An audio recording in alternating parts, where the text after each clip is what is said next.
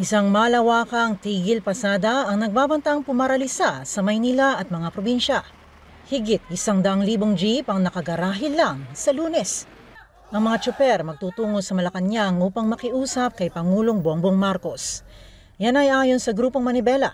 Baka hindi po naririnig ng Pangulo, kaya kami mag-strike doon mismo sa harapan ng Malacanang. More than half nung 300,000 po. Out of 785 routes po dito sa NCR, siguro mga nasa 450 kami or 500 lang naman po.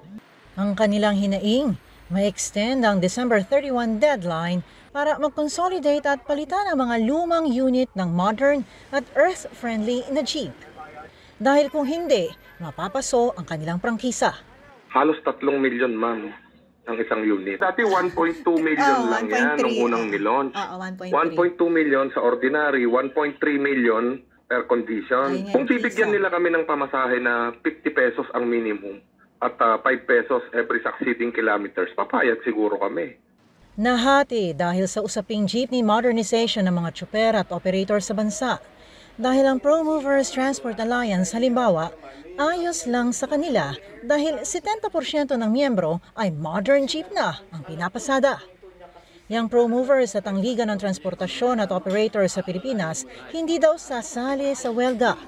Na ang pamunuan po ng LTAP, pamunuan ng PEJUDAP, pamunuan po ng UB Express at saka sa Stop and Go Transport Coalition, hindi po kami kasali doon sa strike na yon, Mamaki. Mariin din po namin tinutulan na muling pagbibigay ng extension na deadline ng consolidation sa darating na December 31, 2023. Kung ang kahilingan ng ibang grupo na magkaroon ng extension ay muling pagbibigyan, hindi po ito matatapos, magiging rubber stamp po ang gobyerno natin.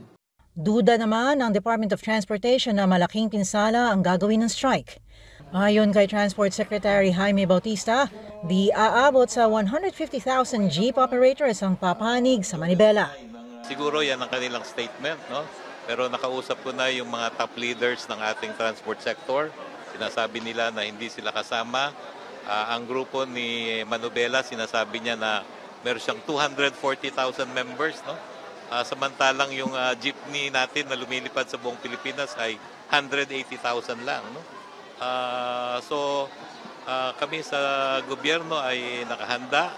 Nangako ng libreng sakay ang Transport Department at Pro-Movers para sa mga stranded na commuter sa Lunes. Lois Calderon, CNN Philippines.